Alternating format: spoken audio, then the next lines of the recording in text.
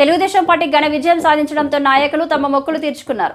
Doctor BR Ambedkar Konaseema జిల్లా Amalapuram rural మండలం పాత బండారు లంక గ్రామంలో శ్రీ భువనేశ్వరి సమేత త్రయంబకేశ్వర స్వామి ఆలయంలో విఘ్నేశ్వర స్వామి వారికి 1116 కొబ్బరికాయలు కొట్టి మొక్కు తీర్చుకున్నారు.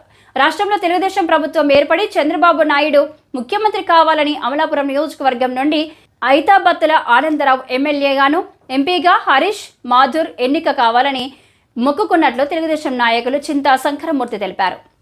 తాము కోరుకున్న విధంగా జరగడంతో 1116 కాయలు కొట్టి మొక్కు తీర్చుకున్నామని ఆయన అన్నారు.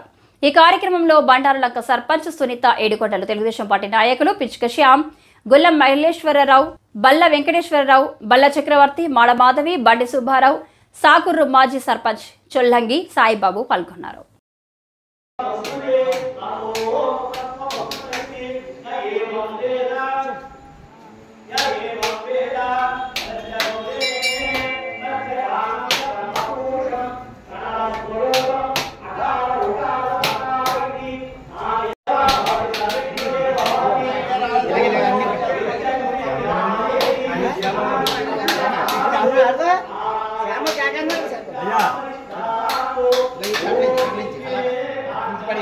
నేను అక్కడే ఉన్నాను, నా ప్లేస్ నీకు ఇచ్చాను.